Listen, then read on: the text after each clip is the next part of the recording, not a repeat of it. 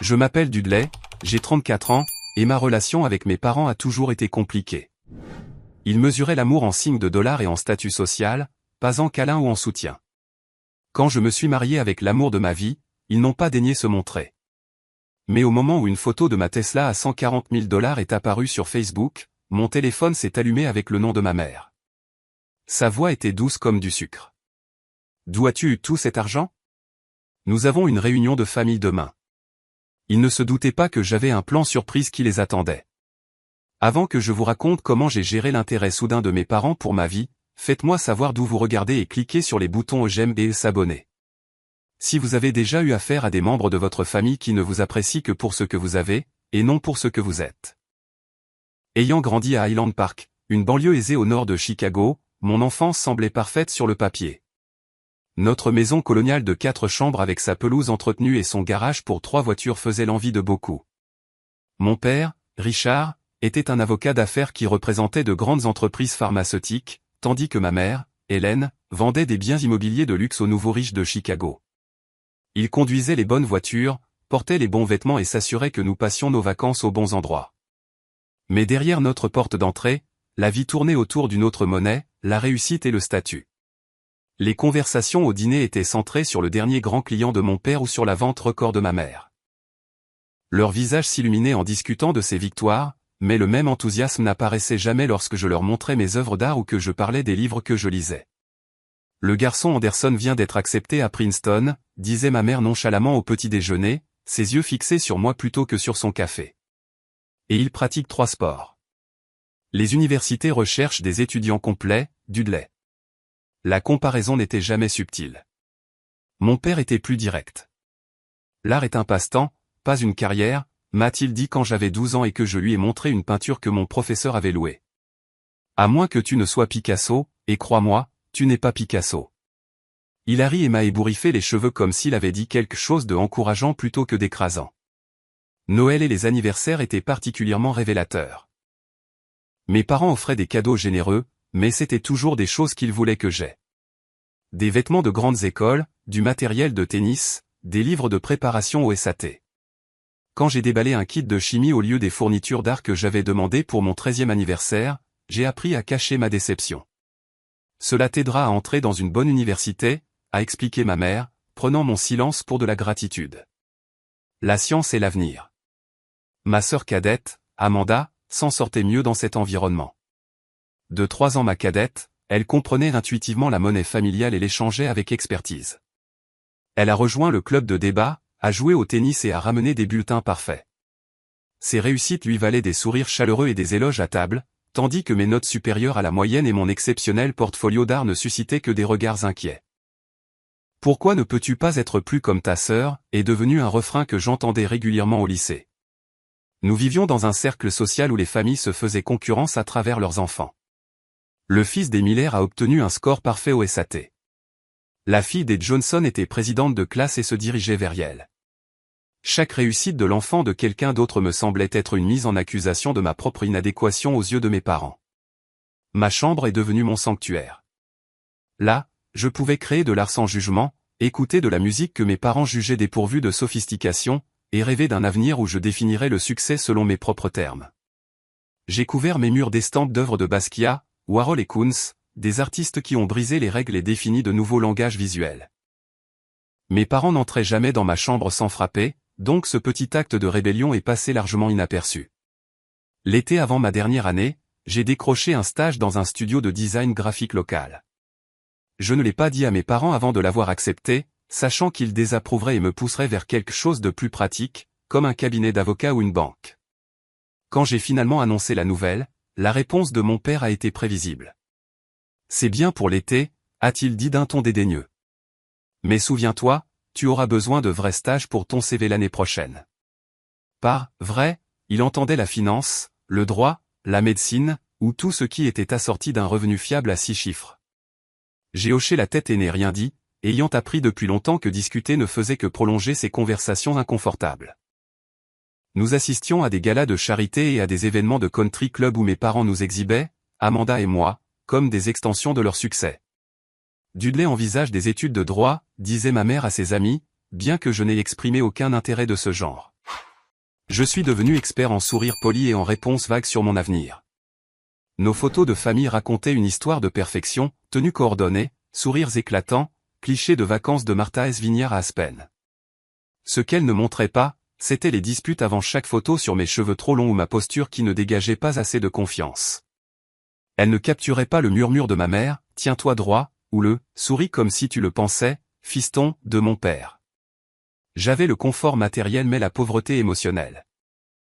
Mes parents me fournissaient tout ce dont j'avais besoin, sauf la seule chose que je voulais vraiment, l'acceptation pour qui j'étais réellement. Ils aimaient l'idée de moi, le potentiel de moi, mais pas la réalité de moi.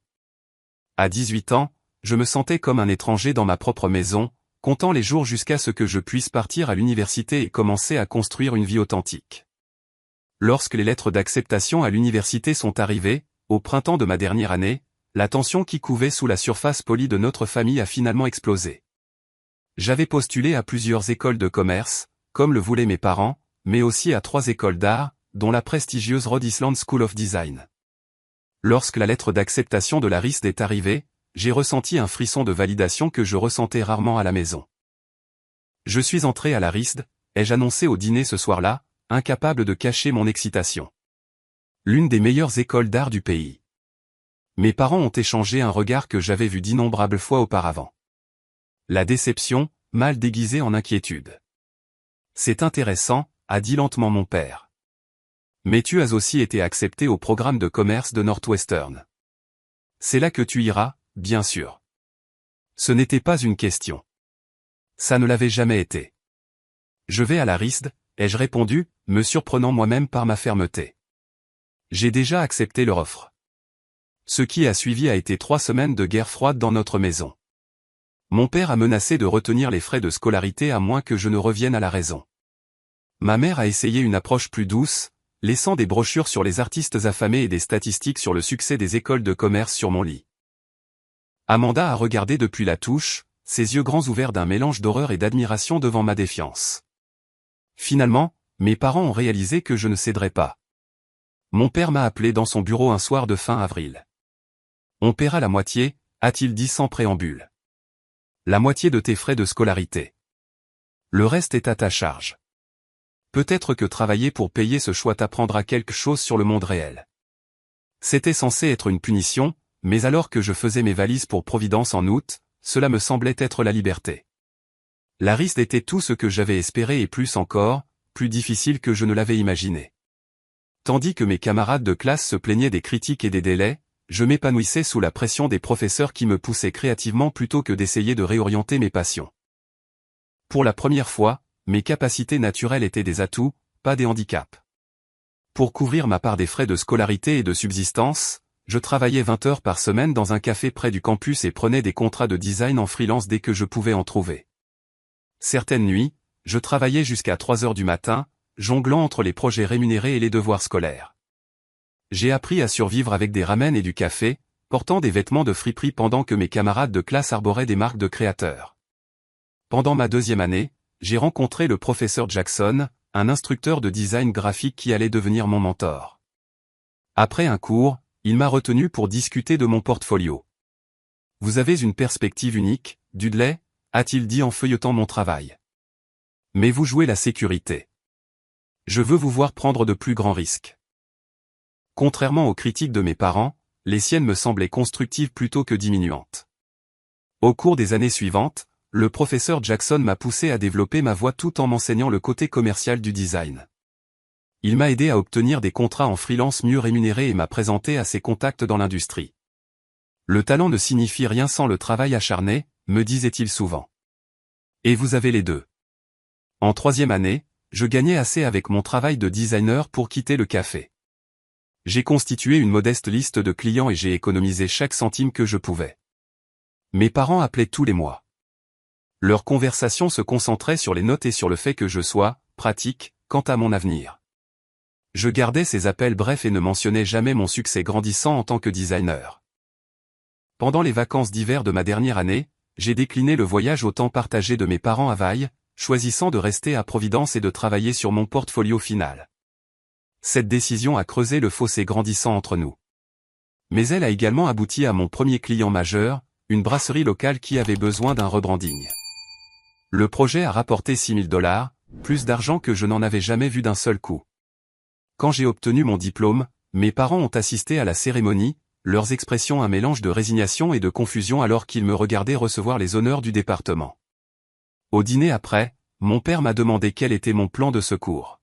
« C'est ça le plan », lui ai-je dit. « J'ai déjà des clients et des projets en attente. » Il a hoché la tête et a changé de sujet pour parler du programme de pré-médecine d'Amanda. Mon diplôme en main et un portfolio grandissant, j'ai pris une autre décision qui a déconcerté mes parents. Au lieu de retourner à Chicago ou de me diriger vers New York, comme beaucoup de mes camarades de classe, j'ai déménagé à Seattle. Le boom technologique créait des opportunités pour les designers, et la distance avec ma famille me semblait nécessaire pour ma croissance continue. Mon premier appartement à Seattle était un studio à peine assez grand pour un lit et un bureau. J'ai imprimé des cartes de visite et j'ai créé un site web, lançant officiellement Dudley Design Studio. Les 6 premiers mois ont été maigres et difficiles. J'ai pris tous les projets que je pouvais trouver, des invitations de mariage aux conceptions de logos pour des startups qui payaient en promesses plutôt qu'en espèces. Il y a eu des nuits où j'ai remis en question mes choix, regardant mon compte en banque qui diminuait et me demandant si mes parents avaient eu raison depuis le début. Mais progressivement, grâce au bouche à oreille et à un réseautage persistant, de meilleurs projets sont arrivés.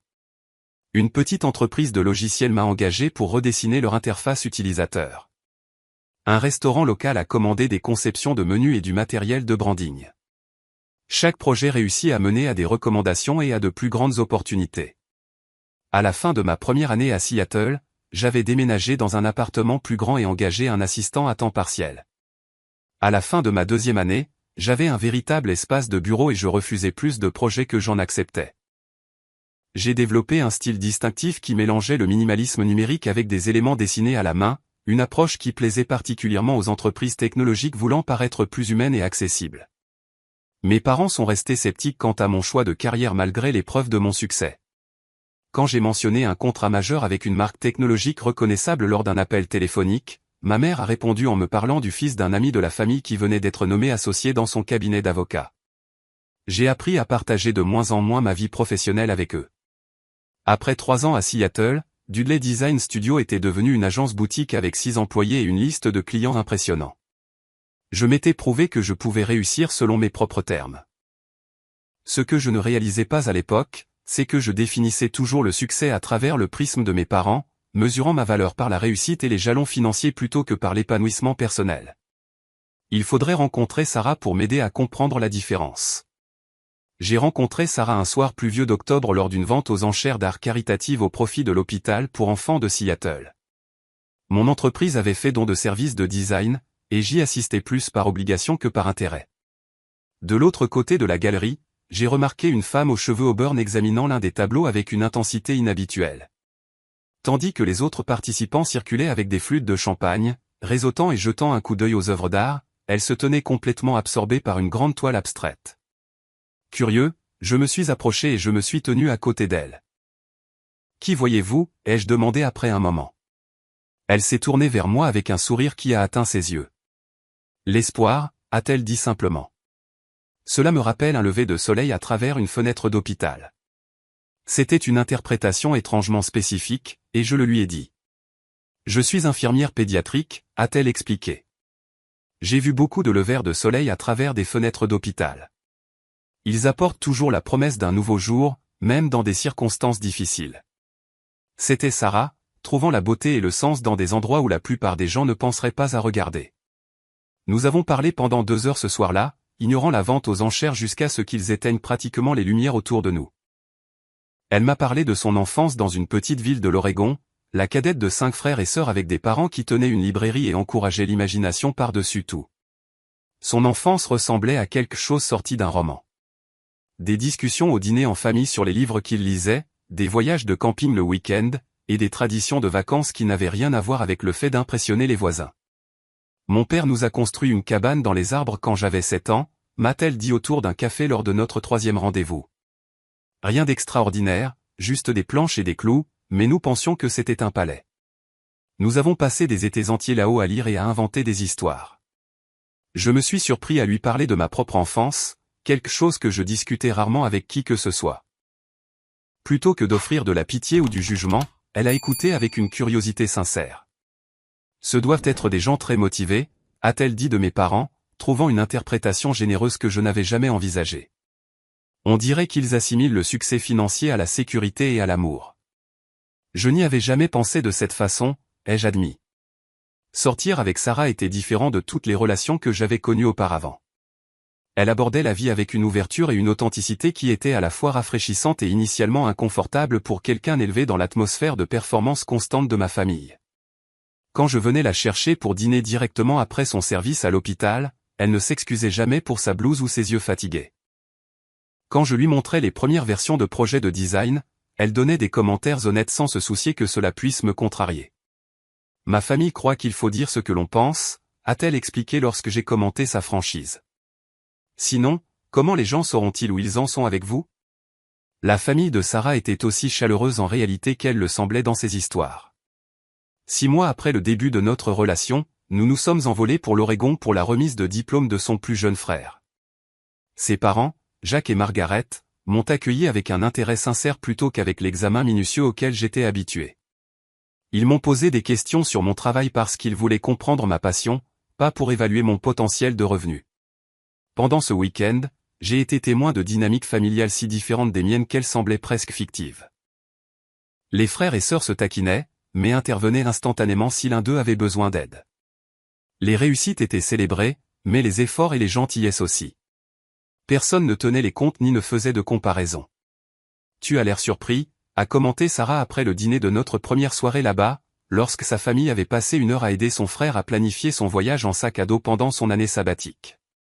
Quelque chose que mes parents auraient considéré comme un détour inutile. Je le suis, ai-je admis. Ils veulent vraiment qu'il explore et se trouve. Mes parents verraient ça comme un échec à démarrer. La relation de Sarah avec sa famille m'a montré ce que j'avais manqué en grandissant et a aidé à guérir des blessures que je n'avais pas entièrement reconnues. À travers ses yeux, j'ai commencé à voir que l'approbation conditionnelle de mes parents était leur limitation, pas la mienne. Après 1 an ensemble, nous avons décidé d'emménager dans un charmant bungalow de style artisan dans le quartier de Queen Anne à Seattle. Il avait besoin de travaux, mais nous avons passé les week-ends à peindre les murs et à refaire les parquets, le transformant en un foyer qui nous ressemblait à tous les deux. Sarah l'a rempli de livres et de plantes tandis que je créais des murs de galerie avec des œuvres d'artistes locaux que nous admirions. C'est le premier endroit qui m'a vraiment semblé être chez moi, lui ai-je dit un soir alors que nous étions assis sur notre balançoire de Porsche. Elle m'a regardé avec ses yeux perspicaces qui lui sont propres. Parce qu'il est rempli d'acceptation, pas d'attente. 2 ans après notre rencontre, lors d'une randonnée dans le parc national olympique, j'ai demandé à Sarah de m'épouser au coucher du soleil sur la plage de Ruby. J'avais porté la bague redimensionnée de ma grand-mère dans mon sac à dos toute la journée, attendant le moment parfait. Tu es sûr? A-t-elle demandé après avoir dit oui, les larmes aux yeux. Ta famille pourrait compliquer les choses. Tu es ma famille maintenant, lui ai-je dit. Toi et qui que ce soit d'autre que nous choisissons de laisser entrer dans notre cercle. La planification du mariage a amené la conversation inévitable sur mes parents. La famille de Sarah était ravie et a immédiatement sauté sur l'occasion pour aider aux préparatifs, mais j'avais repoussé le moment de le dire à Richard et Hélène. Ils devraient avoir la chance d'être là, a encouragé Sarah. Quoi qu'il arrive, c'est leur choix, pas le tien. Je les ai appelés un dimanche soir, me préparant à leur réaction. Ma mère a répondu avec son salut distrait habituel. Dudley, quelle surprise. Nous discutions justement des plans de remise de diplôme de l'école de médecine d'Amanda. J'ai partagé notre nouvelle de fiançailles, essayant de paraître décontracté malgré ma nervosité. Marié? Eh bien, n'est-ce pas soudain? A répondu ma mère après une pause. Que fait-elle déjà? Infirmière, n'est-ce pas? Infirmière en oncologie pédiatrique, ai-je corrigé, me sentant déjà sur la défensive. Et nous sommes ensemble depuis plus de 2 ans. Eh bien, félicitations. Je suppose que ton père voudra en savoir plus sur sa famille. Quelqu'un que nous pourrions connaître. La conversation a continué sur ce ton, avec des questions sur les antécédents de Sarah qui ressemblaient plus à un processus de sélection qu'à un intérêt sincère. Quand j'ai mentionné notre date de mariage prévue dans 6 mois, ma mère a fait un bruit non engagé. Nous devrons vérifier nos calendriers. C'est notre saison de gala de charité, tu sais. Mais nous essaierons certainement de nous arranger. Mon père a brièvement pris le téléphone pour offrir des félicitations qui sonnaient plus comme des condoléances et pour me demander si j'avais envisagé un contrat de mariage, compte tenu de vos actifs commerciaux. J'ai mis fin à l'appel, me sentant épuisé et triste, mais pas surpris. Soit ils viendront, soit ils ne viendront pas, a dit Sarah en me serrant fort dans ses bras par la suite. Quoi qu'il en soit, nous aurons une belle journée entourée de personnes qui nous célèbrent vraiment. À l'approche de la date de notre mariage, mes parents sont restés tièdes quant à leur participation. Ils ont décliné notre invitation à la fête de fiançailles organisée par les parents de Sarah, invoquant une conférence à San Diego. Ils n'ont montré aucun intérêt à rencontrer la famille de Sarah avant le mariage. Chaque interaction m'a laissé avec ce sentiment de vide familier que j'espérais avoir dépassé. Sarah, pendant ce temps, s'est lancée dans la création d'un mariage qui nous ressemblait en tant que couple. Nous avons choisi un petit lieu surplombant le Puget Sound, prévu un menu mettant en valeur la cuisine locale et sélectionné une musique qui racontait notre histoire. Ses parents sont venus plusieurs fois pour aider aux préparatifs. Sa mère et Sarah ont passé de longs week-ends à regarder des fleurs et à goûter des gâteaux. Ces moments ont mis en évidence le contraste frappant entre les approches de nos familles face aux grands événements de la vie. 2 semaines avant le mariage, j'ai fait une dernière tentative pour entrer en contact avec mes parents, en envoyant des photos du lieu et des détails sur l'hébergement. Au plaisir de vous voir tous les deux, ai-je écrit, m'accrochant toujours à l'espoir malgré tout. Le SMS est arrivé 3 jours avant notre mariage. Alors que Sarah et moi finalisions les plans de table dans notre salle à manger, mon téléphone a vibré et j'ai senti une oppression familière dans ma poitrine en voyant le nom de ma mère sur l'écran. Dudley, quelque chose est arrivé. Ton père a l'occasion de rencontrer des clients potentiels majeurs à New York ce week-end. Nous ne pourrons pas nous rendre au mariage après tout. Je suis sûr que tu comprends que c'est trop important pour le manquer. Nous enverrons un cadeau. Amour, maman. J'ai regardé l'écran, lisant le message 2 fois avant de le montrer à Sarah. Ses yeux ont brillé de colère avant de s'adoucir d'inquiétude pour moi. Je suis tellement désolé, Dudley, a-t-elle dit en me prenant la main. Ça va? La vérité, c'est que je m'y attendais. Une partie de moi savait depuis le moment où j'ai annoncé nos fiançailles que mes parents ne se présenteraient pas pour l'un des jours les plus importants de ma vie. Pourtant, la confirmation m'a piqué d'une manière que je n'avais pas anticipée. Je vais bien, ai-je dit automatiquement, puis je me suis corrigé. En fait, non, je ne vais pas bien. Je suis blessé et en colère, mais je suis aussi soulagé d'une certaine manière. Au moins maintenant, nous savons. Les parents de Sarah sont arrivés le lendemain, apportant avec eux la chaleur et le soutien sans limite que j'étais venu à chérir. Quand Margaret, la mère de Sarah, a appris que mes parents ne venaient pas, elle m'a serré fort dans ses bras. C'est leur perte, a-t-elle dit simplement. Nous ne pourrions pas être plus heureux de t'accueillir dans notre famille. Le père de Sarah, Jacques, était plus direct. Fils, je ne prétends pas comprendre le choix de tes parents, mais je veux que tu saches que je suis fier de me tenir à tes côtés samedi. Si tu veux que je t'accompagne pendant le cortège, ce serait un honneur. Son offre a fait monter des larmes inattendues à mes yeux. Merci, ai-je réussi à dire. Cela signifierait beaucoup. La veille de notre mariage, mon meilleur ami Jason est arrivé de Boston. Nous nous étions rencontrés à la RISD et étions restés proches malgré la distance, nous parlant toutes les semaines et nous rendant visite dès que possible. Il m'a jeté un coup d'œil et a su que quelque chose n'allait pas, ils ont annulé, n'est-ce pas, a-t-il demandé alors que nous récupérions nos costumes chez le tailleur. J'ai hoché la tête, ne me faisant pas confiance pour parler. Prévisible, a-t-il dit en secouant la tête. Mais écoute-moi, Dudley. Demain, ce n'est pas une question de qui n'est pas là. C'est une question de qui est là. Sarah, qui t'aime exactement comme tu es, et toutes les personnes qui se sont présentées pour vous deux. Le matin de notre mariage s'est levé, clair et magnifique, rare pour Seattle en octobre. De la fenêtre de la maison de location où je me préparais avec Jason et les frères de Sarah, je pouvais voir les montagnes olympiques de l'autre côté du Sound, leur sommet brillant de neige précoce. Journée parfaite pour commencer le reste de ta vie, a dit Jason en ajustant ma cravate. Prêt? Je l'étais.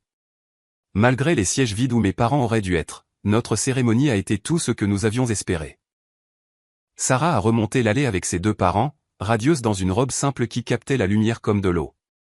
Quand Jacques m'a rejoint à l'avant avant le début du cortège, me donnant une tape de soutien sur l'épaule, j'ai ressenti l'amour d'un père qui n'avait rien à voir avec l'ADN. Nous avons écrit nos propres vœux, promettant de nous choisir chaque jour, de créer un foyer bâti sur l'acceptation et la croissance, d'être le refuge l'un de l'autre. En prononçant les mots, j'ai réalisé que je ne m'engageais pas seulement envers Sarah, mais aussi envers un type de vie différent de celui pour lequel j'avais été élevé. À la réception, le discours du témoin de Jason a reconnu l'éléphant dans la pièce avec grâce et humour. Certains d'entre vous ont peut-être remarqué quelques sièges vides aujourd'hui, a-t-il commencé. Mais ce que je vois, c'est une salle absolument pleine d'amour. Dudley, tu as toujours eu l'œil pour le design, mais ta plus grande création est la vie que tu as bâtie selon tes propres termes. Sarah, merci d'avoir vu le chef-d'œuvre en mon ami que certaines personnes ont manqué. Nous avons dansé, mangé et célébré, entourés de personnes qui avaient choisi d'être là. La famille élargie de Sarah m'a adopté instantanément, ses oncles partageant des blagues et ses tantes insistant pour que je les appelle pour des recettes. Mon petit cercle d'amis de l'université et de Seattle s'est facilement mélangé au plus grand réseau de Sarah, créant de nouvelles connexions qui enrichiraient nos vies à l'avenir. Tard dans la soirée, alors que la fête continuait, Sarah m'a trouvé prenant un moment seul sur le balcon du lieu. Pas de regret ? A-t-elle demandé en glissant son bras dans le mien. Pas quand j'ai dit honnêtement. Cette journée a été parfaite parce que tu étais là et parce que nous sommes entourés de personnes qui nous aiment authentiquement. Nous sommes partis 2 jours plus tard pour notre lune de miel à Bali, passant 2 semaines dans un monde si éloigné de notre vie quotidienne qu'il a permis une nouvelle perspective. En marchant sur des plages volcaniques et en explorant d'anciens temples, je me suis surpris à laisser aller la déception concernant l'absence de mes parents. Je pense que je me suis accroché à une version d'eux qui n'existe pas, ai-je dit à Sarah un soir alors que nous regardions le coucher de soleil depuis notre bungalow. Les parents qui seraient fiers de moi juste pour être moi, qui choisiraient mon mariage plutôt qu'une réunion d'affaires. Ce ne sont tout simplement pas qui sont Richard et Hélène. C'est une prise de conscience douloureuse, a dit Sarah, mais aussi libératrice, n'est-ce pas? Elle avait raison. Accepter mes parents pour ce qu'ils étaient réellement, et non pour ce que j'aurais souhaité qu'ils soient, a levé un poids que j'avais porté pendant des années. Je suis revenu de notre lune de miel avec une paix et une concentration retrouvées sur l'avenir que nous construisions ensemble. 2 ans ont passé rapidement alors que Sarah et moi nous installions dans la vie conjugale. Mon agence de design a continué de croître, passant à 12 employés et déménageant dans des bureaux plus grands au centre-ville de Seattle. Nous nous sommes spécialisés dans le branding et la conception d'expériences utilisateurs pour les entreprises technologiques. Et notre réputation pour un travail innovant s'est étendue au-delà du Pacifique Nord-Ouest. Un lundi matin de février, mon assistante a frappé à la porte de mon bureau avec une excitation inhabituelle. « Il y a quelqu'un ici pour vous voir », a-t-elle dit. Blake Henderson de Neuralink. Il n'a pas de rendez-vous, mais vous pourriez vouloir lui joindre dans des bureaux plus grands au centre-ville de Seattle. Nous nous sommes spécialisés dans le branding et la conception d'expériences utilisateurs pour les entreprises technologiques. Et notre réputation pour un travail innovant s'est étendue au-delà du Pacifique Nord-Ouest. Un lundi matin de février, mon assistante a frappé à la porte de mon bureau avec une excitation inhabituelle. « Il y a quelqu'un ici pour vous voir », a-t-elle dit. Blake Henderson de Neuralink. Il n'a pas de rendez-vous, mais vous pourriez vouloir lui accorder du temps. Neuralink était une étoile montante dans le secteur de l'intelligence artificielle, connue pour ses outils révolutionnaires de traitement du langage naturel. J'avais suivi leurs progrès dans les publications technologiques, mais je n'aurais jamais imaginé qu'ils recherchent notre agence relativement petite. Blake, leur PDG d'une 30aine d'années aux vêtements froissés et à l'énergie intense, est allé droit au but. Nous préparons un lancement de produits majeurs et un rebranding, a-t-il expliqué. Nous avons examiné toutes les agences de design à Seattle, San Francisco et New York. Votre travail pour Cascade Tech l'année dernière nous a convaincus que vous êtes la bonne équipe. Le projet qu'il a exposé était énorme, refonte complète de la marque, refonte de l'interface, matériel marketing et présence à la conférence pour leur prochain produit phare. Le délai était serré, seulement 4 mois, mais le budget était généreux, trop généreux. Ce chiffre semble élevé, ai-je dit quand il a mentionné la rémunération. Blake a souri. Moitié en espèces, moitié en option d'achat d'actions. Nous sommes à 6 mois de l'introduction en bourse. Ces options pourraient ne rien valoir, ou elles pourraient valoir beaucoup plus que l'argent. C'est un pari, mais un que je pense que vous pourriez vouloir prendre. Après avoir consulté Sarah et mon conseiller financier, j'ai accepté les conditions. Les 4 mois suivants ont été les plus intenses de ma vie professionnelle. Notre équipe a travaillé nuit et week-end, collaborant étroitement avec les développeurs de Neuralink. Les défis de conception étaient complexes et fascinants, poussant notre créativité à de nouveaux niveaux. Tu as l'air épuisé, mais plus heureux que je ne t'ai jamais vu, a commenté Sarah une nuit alors que je rentrais enfin vers 23 heures. Ce projet est différent, ai-je expliqué. Ce ne sont pas seulement des clients, ce sont devenus des partenaires. Ce que nous créons ensemble pourrait changer la façon dont les gens interagissent avec la technologie. Le lancement de Neuralink a été un succès retentissant. Leur produit a reçu des critiques élogieuses et notre travail de design a été mis en avant dans les publications technologiques. Blake a envoyé une livraison de champagne à notre bureau avec une note. Ce n'est que le début. Surveillez vos options d'achat d'actions. Il n'exagérait pas. 7 mois plus tard, Neuralink est entré en bourse avec un cours d'ouverture 3 fois supérieur à leur estimation initiale. Du jour au lendemain, mes options d'achat d'actions valaient plus de 4 millions de dollars, avec des restrictions de vente qui se lèveraient progressivement au cours des 3 prochaines années. Quand mon conseiller financier a appelé pour confirmer les chiffres, je suis resté assis dans un silence stupéfait. Dudley, es-tu toujours là, a-t-elle demandé. Oui, ai-je réussi à dire. Je suis juste en train de digérer. On digérera vite, a-t-elle conseillé. Nous devons parler des implications fiscales et des stratégies d'investissement. C'est de l'argent qui change la vie si on le gère correctement.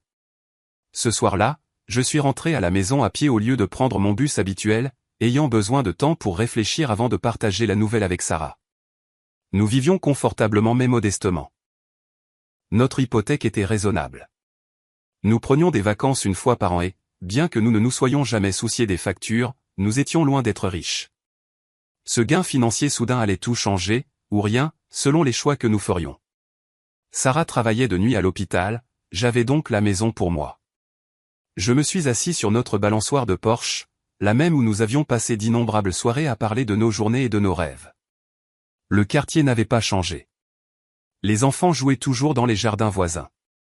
Les voisins promenaient leurs chiens et se saluaient en passant. Notre vie ici était bonne, construite sur des valeurs et des relations plutôt que sur des possessions ou un statut. Quand Sarah est rentrée vers minuit, j'attendais avec 2 verres de vin. Occasion spéciale, a-t-elle demandé en enlevant ses chaussures. Neuralink est entré en bourse aujourd'hui, ai-je dit. Les options d'achat d'actions, elles valent 4 millions de dollars. Ses yeux se sont agrandis. Millions avec un M? J'ai hoché la tête. Waouh, a-t-elle soufflé en s'asseyant à côté de moi. Puis après un moment, ça va? Tu as l'air dépassé. Je le suis, ai-je admis. Une partie de moi a l'impression que je devrais être extatique, mais je me sens surtout étrange, comme si j'étais tombé dans la vie de quelqu'un d'autre. Sarah m'a pris la main. C'est toujours notre vie. L'argent ne change pas qui nous sommes ni ce qui compte pour nous. Au cours des semaines suivantes, nous avons eu de nombreuses conversations sur la manière d'aborder cette richesse inattendue. Nous avons consulté des planificateurs financiers et des fiscalistes, mettant en place des comptes d'investissement et des fiducies. Nous avons décidé de 3 principes, la sécurité, le don et le maintien de nos valeurs. Pas d'inflation soudaine du style de vie, a insisté Sarah. Pas de manoir, pas de yacht, pas de jet privé. J'ai ri. Certainement pas de yacht, mais peut-être une folie. Cette folie est devenue la Tesla, un modèle S-Plaid que j'admirais depuis des années mais que je n'avais jamais sérieusement envisagé d'acheter. C'était extravagant à 140 000 $, mais après avoir mis de l'argent de côté pour les impôts, les investissements et les fondations caritatives, cela semblait être une célébration raisonnable du succès. Ce n'est pas seulement la voiture, ai-je expliqué à Sarah alors que nous personnalisions la commande en ligne. Elle représente tout ce pourquoi nous avons travaillé, l'innovation, la durabilité, regarder vers l'avenir plutôt que vers l'arrière. Sarah a compris. De plus, a-t-elle ajouté avec un sourire, tu es un designer. L'esthétique compte pour toi, et cette voiture est pratiquement de l'art sur roue. Nous avons gardé la plupart des détails de notre situation financière privée. Mes employés savaient que le projet Neuralink avait été un succès, mais pas l'étendue de ma manne personnelle. Nos amis ont remarqué la nouvelle voiture, mais ont supposé que l'agence de design se portait simplement bien. Nous avons fait des dons anonymes à des causes qui nous tenaient à cœur, y compris l'hôpital pour enfants où travaillait Sarah. 3 mois après l'introduction en bourse, Sarah a partagé une nouvelle qui a tout mis en perspective. Je suis enceinte, a-t-elle dit un dimanche matin, ses yeux brillants. Prévu pour novembre. Rien, ni le succès professionnel, ni la sécurité financière, ne se comparait à la joie de ce moment. Nous nous sommes tenus l'un l'autre dans notre cuisine ensoleillée, faisant des plans et partageant des rêves pour l'avenir de notre famille. Cet enfant ne se demandera jamais s'il est assez bien, ai-je promis. Il sera aimé exactement pour ce qu'il est. Sarah a serré ma main. Avec nous comme parents, comment pourrait-il en douter? Nous avons convenu de ne pas partager largement la nouvelle de la grossesse avant le 2e trimestre. Sarah a continué à travailler ses horaires habituels et je me suis concentré sur la gestion de la liste de clients grandissante de l'agence. La vie a continué à peu près comme avant, avec la connaissance tranquille des changements à venir, ajoutant de la douceur aux jours ordinaires. C'est Sarah qui a involontairement déclenché la chaîne d'événements qui ramènerait mes parents dans nos vies. Un après-midi ensoleillé de mai, elle a pris une photo de moi en train de laver la Tesla dans notre allée. Des gouttelettes d'eau captant la lumière sur sa surface bleue et élégante. Mon beau mari avec son bébé, a-t-elle légendé avec taquinerie sur Facebook, me taguant. Aucun de nous n'a beaucoup réfléchi à la publication. Sarah partageait rarement sur les réseaux sociaux et mes propres comptes étaient principalement professionnels. Nous n'avions aucune idée de la tempête que cette simple photo créerait. La publication de Sarah sur Facebook n'avait rien d'extraordinaire, juste un moment de week-end décontracté entre un mari et une femme. Sur la photo, je souriais par-dessus mon épaule à l'appareil photo, un tuyau d'arrosage à la main, la Tesla brillant dans notre allée. L'éclairage était parfait, captant les lignes distinctives de la voiture et faisant scintiller les gouttelettes d'eau comme des diamants. Mon beau mari avec son bébé. Ambiance de week-end, avait écrit Sarah en ajoutant un emoji cœur. Nos amis ont répondu par des taquineries bon enfant et des commentaires admiratifs sur la voiture. Les collègues de Sarah de l'hôpital ont plaisanté sur le fait qu'elle devenait une fan de Tesla. Mes employés ont ajouté des commentaires enjoués sur le patron qui dépensait enfin une partie de son argent durement gagné. C'était une interaction légère et sans conséquence sur les réseaux sociaux. Puis la publication a commencé à se propager au-delà de notre cercle immédiat. Une amie de Sarah l'a partagée dans un groupe d'enthousiastes de Tesla auquel elle appartenait, appréciant la qualité photographique plus que toute autre chose. De là, elle a gagné en popularité parmi les amateurs de véhicules électriques, recueillant finalement des centaines de « j'aime » et de commentaires d'étrangers admirant la voiture. « As-tu vu que ta photo est devenue mini-virale dans les cercles Tesla ?» a mentionné mon directeur de la création lors de notre réunion du lundi matin. Sarah a un bon œil pour la composition. Je n'avais pas remarqué. Je vérifiais rarement les réseaux sociaux en dehors de la maintenance des profils de notre entreprise. C'est drôle, ai-je dit, en me faisant une note mentale de regarder plus tard. Ce soir-là, à la maison, Sarah et moi avons fait défiler l'attention inattendue que sa photo décontractée avait reçue. Regarde tous ces commentaires de gens de Tesla, a-t-elle ri. Tu es leur nouvelle égérie. Génial, ai-je grogné de bonne humeur. C'est tout ce dont j'ai besoin. Des étrangers qui analysent ma technique de lavage de voiture. Nous n'y avons plus pensé jusqu'à ce que mon téléphone sonne à 21h30 ce soir-là. J'étais dans mon bureau à la maison en train d'examiner des propositions de design tandis que Sarah lisait un roman dans notre chambre. Voir le nom de ma mère sur l'identifiant de l'appelant m'a fait faire une pause. Nous ne nous étions pas parlé depuis plus de 6 mois, depuis un bref et gênant appel de Noël. Allô, ai-je répondu avec prudence. Dudley, la voix de ma mère avait cette chaleur artificielle que je connaissais bien. Le ton qu'elle utilisait quand elle voulait quelque chose. Ça fait trop longtemps. Comment vas-tu? Je vais bien, maman. Est-ce que tout va bien? Tu n'appelles généralement pas en semaine. Elle a ri légèrement. Une mère ne peut-elle pas prendre des nouvelles de son fils sans raison? Cependant, j'ai vu quelque chose d'intéressant aujourd'hui. Margaret Wilson. Tu te souviens d'elle, du club? Sa fille est amie avec ta Sarah sur ce truc Facebook. Elle m'a montré une photo de toi avec une voiture qui a l'air assez chère. Ma garde s'est immédiatement levée. Oui, nous avons acheté une Tesla il y a quelques mois. Une Tesla, a-t-elle répété comme pour tester le mot. C'est assez coûteux, n'est-ce pas? Ton père a mentionné qu'elle coûte bien plus de 100 000 $ pour les modèles haut de gamme. La Plaid coûte 140 000, ai-je dit, délibérément décontracté. C'est une folie, mais nous nous en sortons bien. Il y a eu une pause avant qu'elle ne continue, sa voix passant à un ton plus direct. Dudley, où as-tu trouvé ce genre d'argent exactement? Ton père et moi étions inquiets.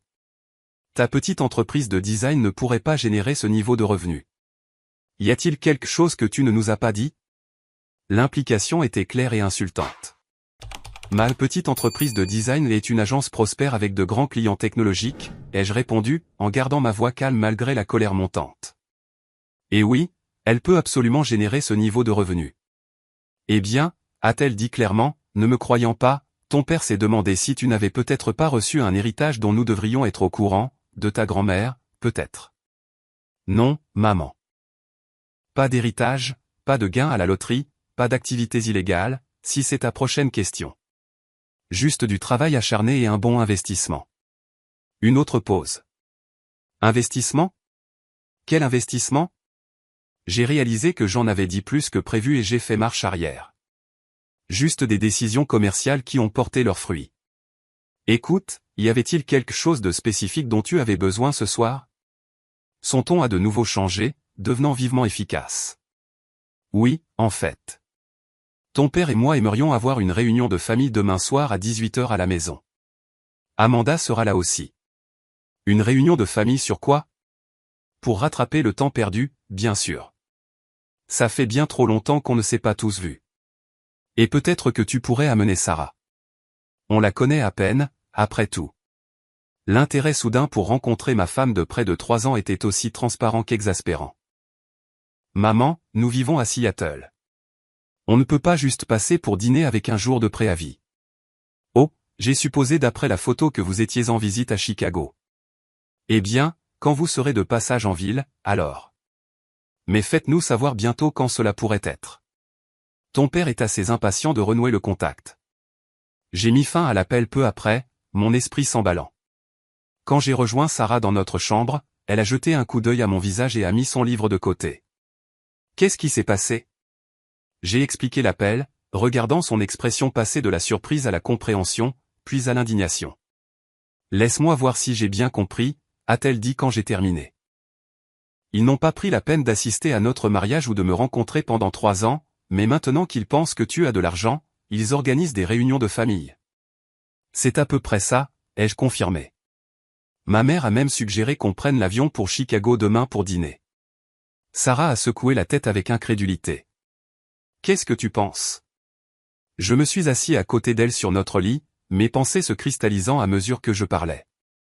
Je pense qu'il est peut-être temps d'avoir une conversation honnête avec eux en personne. Pas demain, mais peut-être le mois prochain, selon nos conditions. Tu es sûr, a demandé Sarah, l'inquiétude dans les yeux. Tu sais qu'ils essaieront de manipuler la situation. J'en suis sûr, ai-je dit, me sentant plus certain à mesure que l'idée prenait forme. Ils ont passé toute ma vie à me faire sentir que je n'étais pas assez bien. Maintenant, ils s'intéressent soudainement parce qu'ils pensent que j'ai quelque chose qu'ils veulent. Je dois aborder cela directement. Pas pour me venger, mais pour tourner la page. Sarah m'a pris la main. Quelle que soit ta décision, je suis avec toi. Mais qu'est-ce que tu prévois exactement? Cette nuit-là, nous sommes restés éveillés tard, développant ce que Sarah a appelé en plaisantant, opération valeur familiale. Il ne s'agissait pas de punir mes parents ou d'étaler ma réussite. Il s'agissait d'établir des limites, de dire des vérités qui n'avaient pas été dites depuis des décennies, et peut-être, si possible, de jeter les bases d'une relation plus saine à l'avenir. Le lendemain matin, j'ai rappelé ma mère. On a vérifié notre calendrier, ai-je dit. Sarah et moi pouvons prendre l'avion dans 3 semaines, le samedi. Est-ce que ça irait pour un dîner de famille? Son enthousiasme a été immédiat et révélateur. Absolument. Je le dis tout de suite à ton père. Il sera ravi. Et à Amanda aussi, bien sûr. Génial, ai-je répondu. Et maman, Sarah est enceinte. On ne prévoyait pas de l'annoncer tout de suite, mais comme on va voir tout le monde, je voulais que tu le saches. La nouvelle de leur petit enfant à naître aurait dû être le point culminant de la conversation. Au lieu de cela, après de brèves félicitations, ma mère est revenue à des questions sur nos plans de voyage et sur le fait de savoir si nous séjournerions dans un hôtel ou avec eux. Un hôtel, ai-je dit fermement. Nous apprécions notre espace. Après avoir raccroché, j'ai envoyé un email à mon assistante de voyage pour réserver les vols et l'hébergement. Puis j'ai appelé Jason. Tu te souviens quand on a parlé à mon mariage de la conversation que je devrais éventuellement avoir avec mes parents, ai-je demandé quand il a répondu. C'est le moment. J'ai besoin de ton aide pour réfléchir exactement à ce que je veux dire. Au cours des 3 semaines suivantes, Sarah et moi nous sommes préparés avec soin pour le voyage à Chicago. Nous avons discuté de tous les scénarios et réactions possibles. J'ai rédigé et réécrit ce que je voulais communiquer avec les contributions de Sarah et de mon thérapeute, que je voyais depuis peu de temps après notre mariage. Le but n'est pas de leur faire du mal, m'a rappelé mon thérapeute lors de notre séance avant le voyage. C'est d'être honnête sur votre expérience et d'établir des limites saines à l'avenir. La nuit avant notre vol, Sarah m'a serré fort dans ses bras au lit. Quoi qu'il arrive demain, souviens-toi que tu as une vraie famille maintenant. Moi, ce bébé, nos amis qui nous aiment authentiquement. Rien de ce que tes parents disent ou font ne peut changer ça. Avec ces paroles dans mon cœur, je me sentais prêt à affronter tout ce qui nous attendait à Chicago. Le vol de Seattle à Chicago m'a donné le temps de réfléchir au voyage qui m'avait amené à ce moment. Alors que le paysage en contrebas passait des montagnes aux plaines, j'ai revu mes notes une dernière fois, puis j'ai fermé mon carnet et je me suis tourné vers Sarah. Prêt pour la performance d'une vie ? Ai-je demandé, à moitié en plaisantant. Elle a serré ma main. Sois juste toi-même. Ça a toujours été suffisant. Nous nous sommes enregistrés dans notre hôtel du centre-ville avant de prendre une voiture de location pour Highland Park. Les rues familières de mon quartier d'enfance me semblaient plus petites, d'une manière ou d'une autre. Les maisons impressionnantes, moins intimidantes que dans mes souvenirs. En arrivant dans l'allée circulaire de mes parents, j'ai pris une profonde inspiration et je me suis rappelé la vérité que Sarah m'avait aidé à comprendre, leur approbation n'avait jamais été la mesure de ma valeur. Ma mère a ouvert la porte avant que nous ne l'atteignions, habillée impeccablement, comme toujours, d'un pull en cachemire et de perles. Son sourire était large, mais n'atteignait pas tout à fait ses yeux. Dudley et Sarah. Quel plaisir de vous voir tous les deux, s'est-elle exclamée, me faisant la bise et donnant à Sarah une brève et maladroite accolade. Entrez. Entrez. Tout le monde est dans le salon. La maison était exactement comme je m'en souvenais, décorée avec goût, impeccablement propre et dépourvue de toute réelle personnalité. Les photos de famille sur la cheminée avaient été mises à jour pour inclure la remise de diplôme de l'école de médecine d'Amanda, mais il n'y avait aucune photo de mon mariage ou de ma vie d'adulte. Mon père et ma sœur se sont levés à notre entrée dans le salon.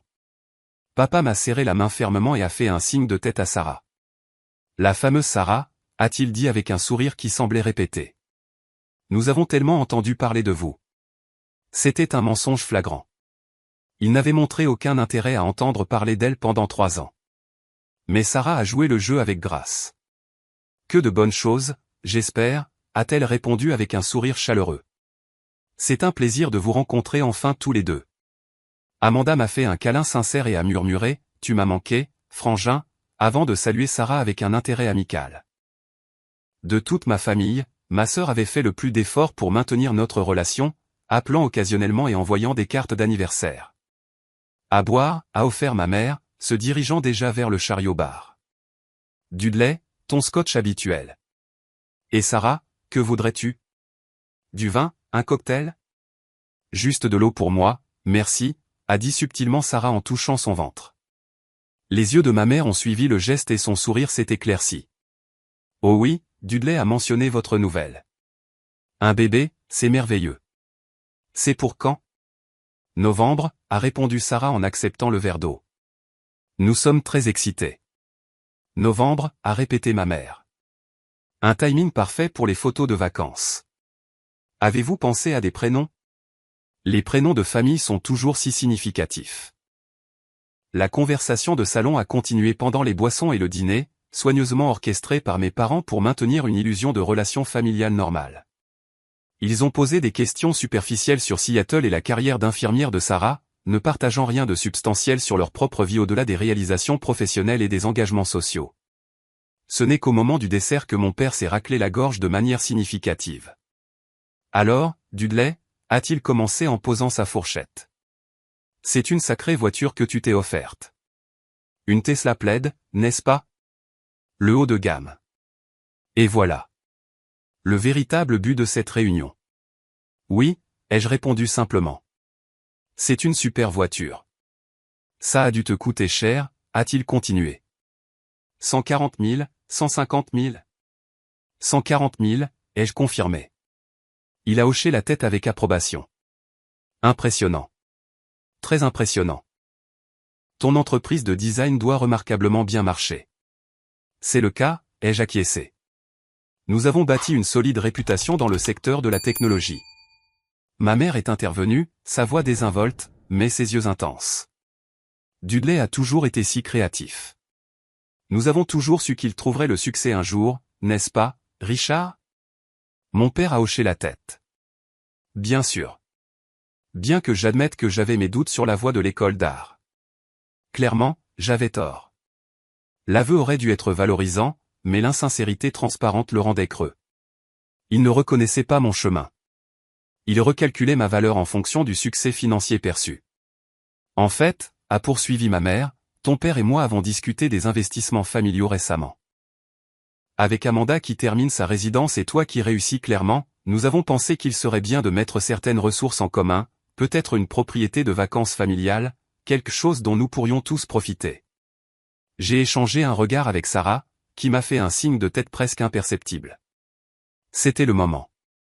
Avant de discuter d'investissement, ai-je dit avec précaution, j'aimerais clarifier quelque chose. Mon succès n'est pas finalement.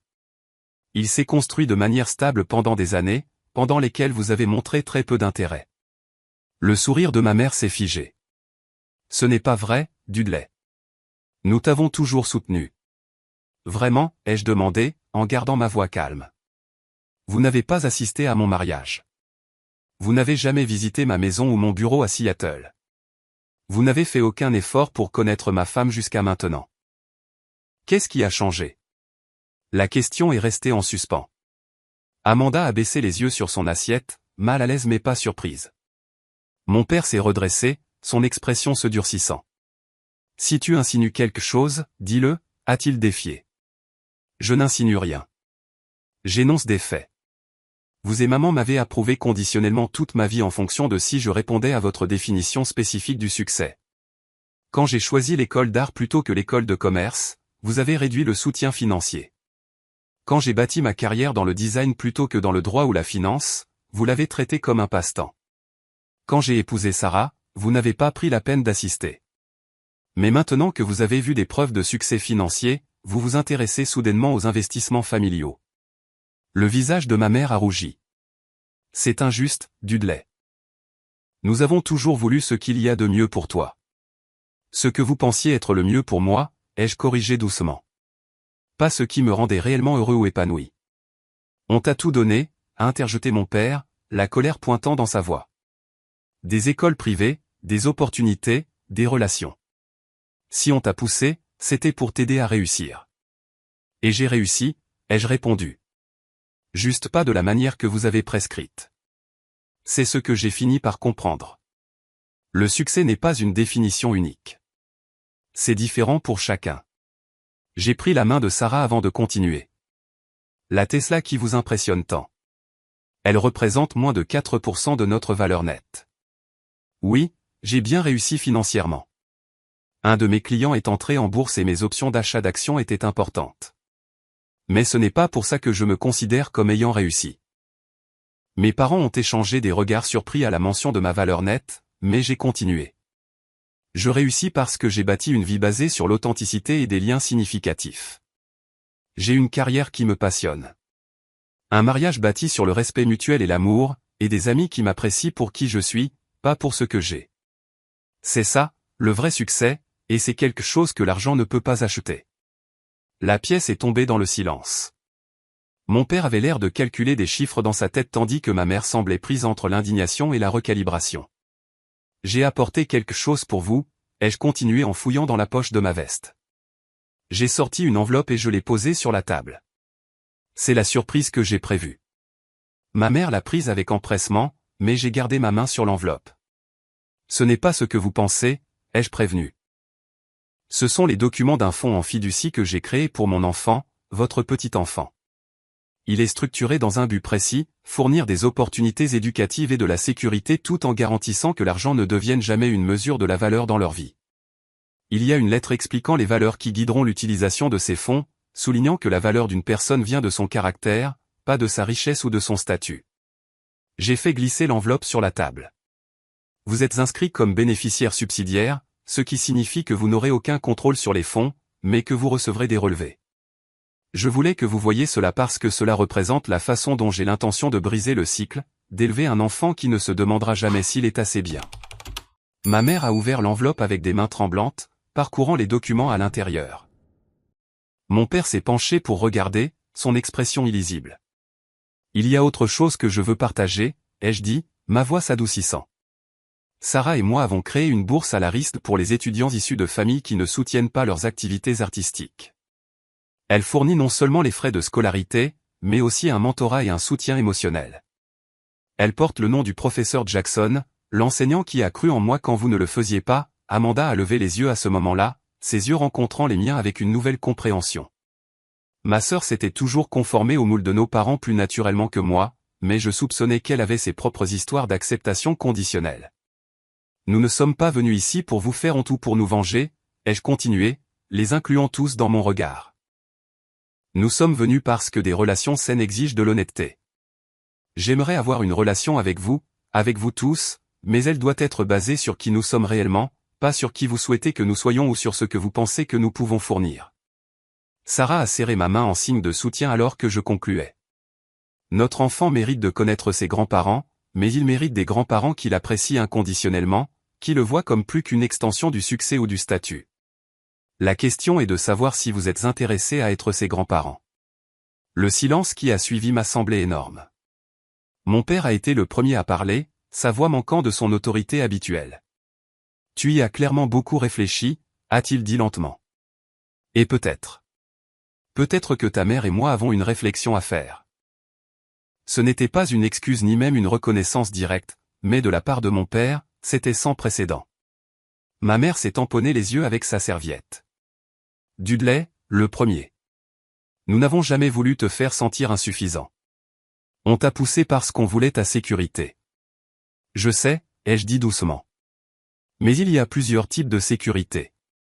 La sécurité financière sans la sécurité émotionnelle n'est pas suffisante. Amanda m'a surpris en prenant la parole. Il a raison, a-t-elle dit doucement. On s'est toujours tellement concentré sur la réussite et l'apparence. Peut-être qu'il est temps qu'on apprenne aussi à valoriser les liens. On n'a pas tout résolu ce soir-là. Des décennies de schémas ne changent pas en une seule conversation. Mais alors que Sarah et moi nous préparions à partir, il y avait un changement subtil dans l'air entre nous tous.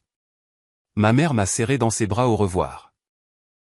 Un vrai câlin cette fois, pas le geste formel qu'elle m'avait fait à mon arrivée. Enverras-tu des photos de l'échographie quand tu les auras, a-t-elle demandé à Sarah. Bien sûr, a répondu Sarah. Et peut-être que vous pourriez nous rendre visite à Seattle avant l'arrivée du bébé. Voir notre maison, mon hôpital, le bureau de Dudley. L'invitation est restée en suspens, un pont tendu. Après un moment d'hésitation, ma mère a hoché la tête. J'aimerais ça. Nous aimerions tous les deux. En retournant à notre hôtel, Sarah a posé sa tête sur mon épaule. Tu l'as fait, a-t-elle dit doucement. Tu as dit ta vérité. On l'a fait, ai-je corrigé. Je n'aurais pas pu trouver cette vérité sans que tu me montres à quoi ressemble une vraie famille. Le lendemain matin, alors que nous embarquions sur notre vol de retour à Seattle, j'ai reçu un SMS d'Amanda. Fier de toi. Ils réfléchissent vraiment à ce que tu as dit. On se parle bientôt. C'était une petite chose, mais j'ai eu l'impression que c'était le début de quelque chose de nouveau. 6 mois plus tard, mes parents ont rendu visite à Seattle. La réunion était parfois gênante, parfois tendue, mais fondamentalement différente de nos interactions précédentes. Ils ont visité les bureaux de mon agence, visiblement impressionnés par le travail exposé et le respect que mon équipe me témoignait. Ils ont passé du temps avec la famille de Sarah, qui était venue de l'Oregon pour une fête prénatale. Plus important encore, ils ont plus écouté qu'ils n'ont parlé, observant la vie que nous avions construite avec de nouveaux yeux. À l'approche de la date d'accouchement de Sarah, ma mère appelait toutes les semaines, son intérêt pour son petit enfant semblant sincère plutôt que performatif. Mon père a envoyé des livres sur l'histoire et l'architecture de Seattle, une reconnaissance subtile de l'importance de ma ville d'adoption dans ma vie. Notre fille est née un matin pluvieux de novembre, en bonne santé et parfaite, avec les yeux de Sarah et mon menton. Nous l'avons appelée Lily Grace, un nom sans lien familial, mais plein de la beauté et de l'espoir qu'elle représentait pour nous. Quand mes parents sont arrivés pour la rencontrer, quelque chose avait changé en eux. Mon père l'a tenue avec une maladresse tendre, sa confiance habituelle remplacée par de l'émerveillement. Ma mère a aidé Sarah avec les tétés de minuit, partageant des histoires de ma propre enfance avec une chaleur retrouvée. Elle est magnifique, a murmuré ma mère un soir alors que nous regardions Lily dormir. Et la famille que vous avez créée aussi, Dudley. Ce n'était pas une excuse directe pour le passé, mais c'était une reconnaissance du présent, et c'était un point de départ. Notre relation continue d'évoluer. Il y a encore des moments de tension lorsque de vieux schémas émergent, mais il y a aussi de nouvelles connexions qui se forment. Mes parents apprennent lentement que l'amour ne se mesure pas à la réussite ou au statut, mais à la présence et à l'acceptation. Et j'apprends que le pardon n'exige pas l'oubli. Il exige d'avancer avec des yeux clairs et des cœurs ouverts, créant de nouvelles histoires qui honorent la vérité tout en permettant la croissance. La Tesla est toujours dans notre allée, une belle machine qui a involontairement catalysé une conversation attendue depuis longtemps. Mais le vrai luxe dans ma vie n'a rien à voir avec son prix. Ce sont les liens authentiques qui remplissent notre maison, avec Sarah, avec Lily, avec des amis qui sont devenus une famille, et peut-être, avec le temps, avec les parents qui apprennent enfin à me voir tel que je suis. Si vous êtes resté avec moi à travers cette histoire, peut-être avez-vous reconnu des parties de votre propre dynamique familiale.